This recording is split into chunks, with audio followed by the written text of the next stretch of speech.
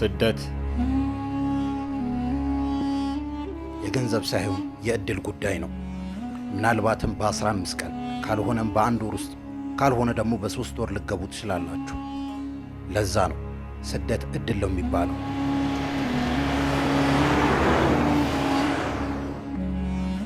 ይህ ጉዞ ከአዲስ አበባ ተነስታችሁ ቀጥታ መዳረሻችሁ ጣሊያን ነው። ለዚህም ለእያንዳንዳችሁ አጠቃላይ ክፍያ 215,000 ነው። ከአዲስ አበባ ወደ ጎንደር በአንድ ሌሊት፣ ከጎንደር ደግሞ የእኛ ልጆች በሚያዘጋጁላችሁ ትራንስፖርት መተማ፣ ከመተማ ወደ ገለባት፣ ገለባት ላይ ቢበዛ የ1 ሳምንት ብቻ እረፍት አላችሁ። ጉዟችሁ የሚሆነው ከካርቱም ቀጥታ ወደ ሊቢያ። እዚህ መንገድ ላይ ስትደርሱ የእኛ ሰዎች የሚሏችሁን መመሪያ የግድ መተግበር ይኖርባችኋል። ምክንያቱም የሰሐራ በረሃ ላይ ሽፍቶች እንዳያገኟችሁ የቻለውን ያህል ጥንቃቄ እናደርጋለን።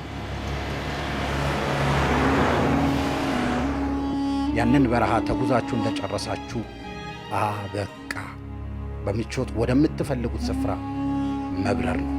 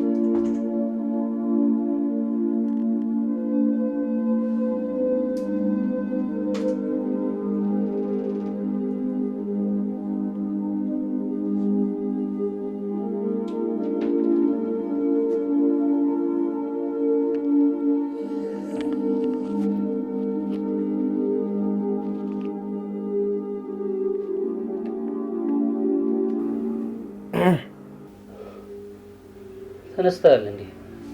አስደነገጥከኝ እኮ።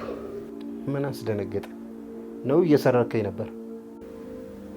ቀልድ አንተ። ዛሬም እየቆጠርክ ነው? አዎ። እሺ ስንት ነው የሚቀራ? ብዙ፣ በጣም ብዙ። አንተ ጋር ያለውን ሳንደምር ማለት ነው? አዎ። እሱንማ አንቆጥሮም ተባብለን አይደል እንዴ? አልተባባለም።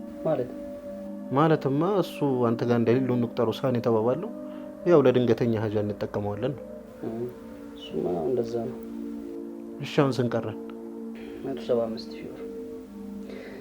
ሀሰኑ እንደምንም ይህንን ብር በፍጥነት ሞልተን ከዚህ ሀገር መውጣት አለብን። እኔ በጣም ነው ስልችት ያለኝ ወላሂ። እኔ የምለው ማታ የት ነው ያደርከው? ማታ ሲመሽብኝ ጊዜ እዛው አብዱ ጋር አደርኩኝ።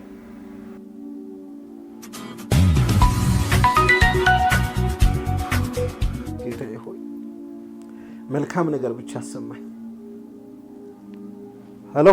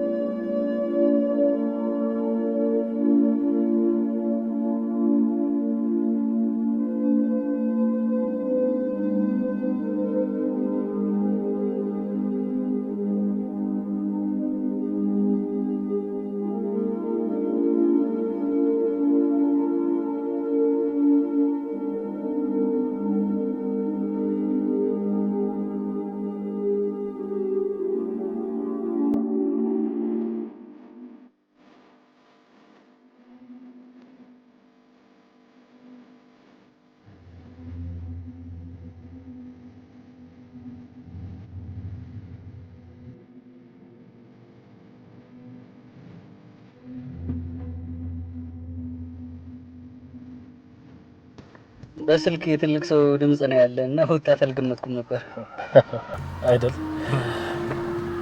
ስንት ይዛል? የጠየከኝን ያህል ይዣለሁ። ምናልባት ተጨማሪ ፈልገህ ከሆነ ግን 1-2 ቀን ስጠኝ። እኔ ከተማውን በሙሉ ገልብጬ አምጥቼ የምትፈልገውን ያህል አሟላለሁ። ኮንፊደንስ ደስ ይላል። ከተማ ላይ የጠፋን ዶላር አመጣለሁ ስትል ያው ቤተሰብ ነህ በማምነው ጓደኛዬ በኩል ስለመጣህ ልተባበር ብዬ ነው። ገባኝ።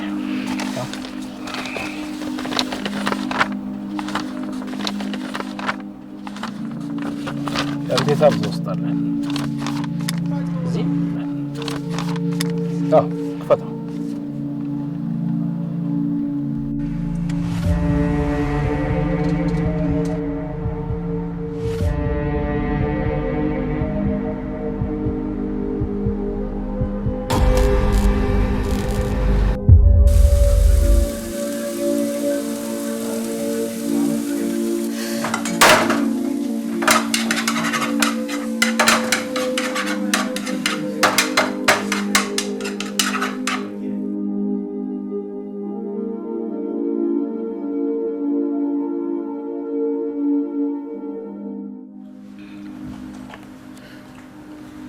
ይሄ ነው ቁርስ?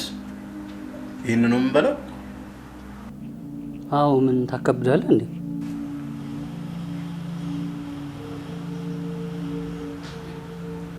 ብላ እንጂ ምን ታኛለህ? እኔ ይሄን ቁርስ ነው ብዬ አልበላም። እሺ ምሳ ብለህ ሞክረው ከተበላለህ። የምሬ ነው። አንዴ ውርስና ከደበረ ተዋለው ላይ ባትሰራ ይሻለ ነበርኩ። አያረ አንተ ሁሌም እንደዚህ ነህ። በቃ ፐርፌክት የሆነ ነገር ካልሰራው ትላለህ። ምንም ነገር ሳትሰራ አረጀ። እኔ ግን ቢያንስ ብሞክርና ብሳሳት ከዚህ በኋላ ግን ምሰራው እንቁላል ከዚህ የተሻለ ነው የሚሆነው። ወንድሜ እኔን በልቼ ሆዴን ታምሜ ከሙል ጾሜን ቡል ይሻለኛል። ያንተ ምርጫ ነው። እንግዲህ ረመዳንም ትንሽ ቀን የቀረው ከወዲሁ ጾምን ተለማመደው። ይሄ ልጅ ምን ሆኖ ደጋግሞ ይደውላል? ማን ነው? አብዱ። ምን ፈልጎ ነው? አንሳለታ ሄሎ አብዱ።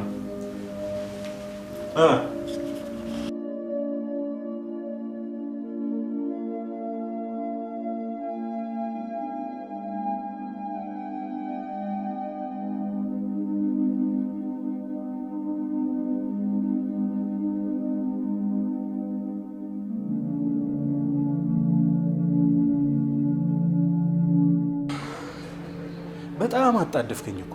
በሰላም ነው አይደለም?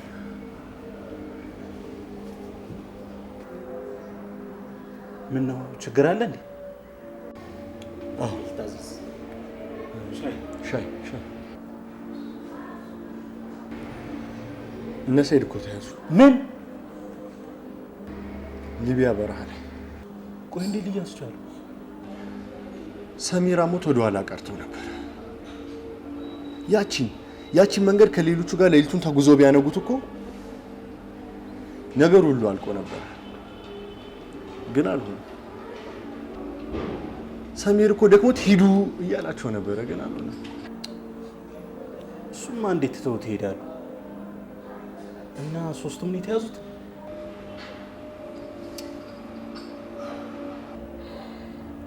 እና መፍትሄው ምንድን ነው?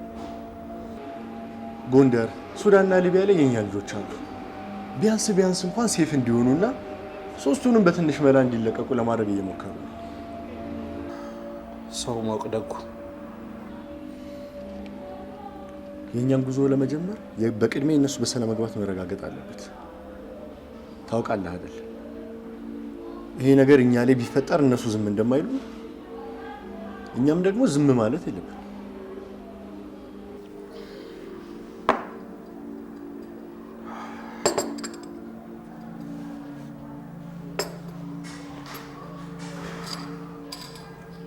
እና ስንት ነው? ለነገሩ እድለኞች ነን። ለሶስቱም የተጠየቀነው 150 ሺህ ብር ብቻ።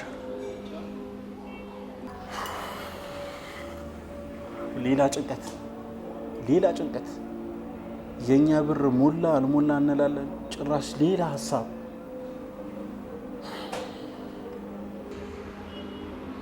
ከጉዞ ውጭ መጠባበቂያ የሚሆን ብዬ 60 ሺህ ብር አስቀምጫለሁ። እሱን እንጠቀማለን። እሱማ እኔም እኮ ለክፉ ቀን ብዬ ሁሴን ጋር ያስቀመጥኩት ገንዘብ አለ። መቼስ ከዚህ በላይ ክፉ ቀን የለም። ዶላር የተገዛበት ነው ወይንስ ከዛ ውጭ ሌላ ገንዘብ አለ? የምን ዶላር? ማን የገዛው?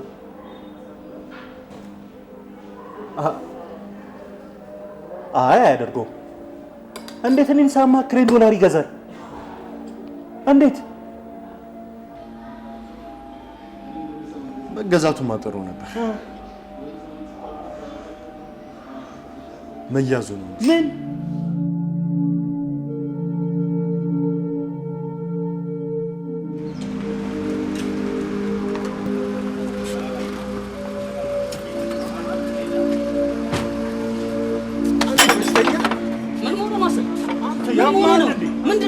ሳታስፈቅደኝ ገንዘቡን ለምን ወጣ?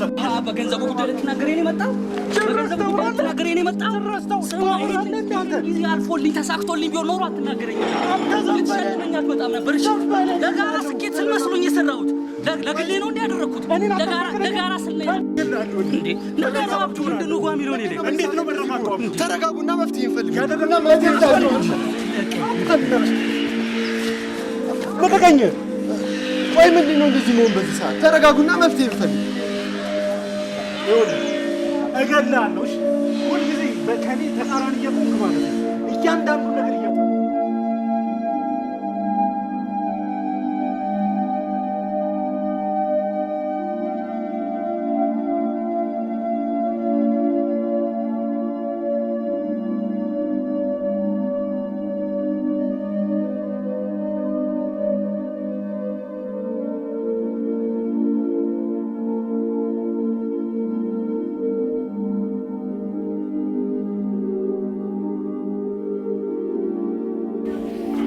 ለምን ሳታማክረኝ ይሄን ሪስክ ወሰድክ? ባማክር እኮ እሺ እንደማትለኝ አውቅ ነበር። እሺ ማለልህ እኮ ሁሌም የረደበ ሪስክ ስለምትወስድ ነው። አንድ ነገር በደንብ አስበህ አውጥተህ አውርደህ ስለማትወስን ነው እንጂ እኔ ትርፍ እጠላለሁ። ቆይ ከሰውየው ጋር ያገናኘ ግማ ነው? ሮቤል ናቸው። እኔ እኮ ለምን ይሄን ማድረግ እንደፈለጉኝ አልገባኝ። አስገድዷቸው ነው የሚሆነው። ይሄ ስራ እኮ ተበላሽቷል።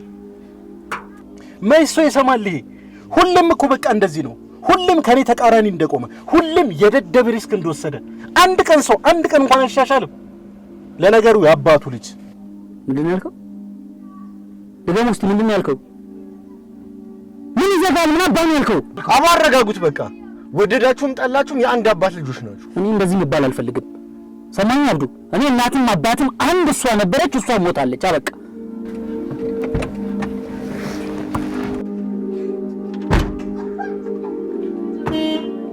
እንነጋገር እንጂ። ቆይ ምን ሆናችሁ ነው? ሐሰን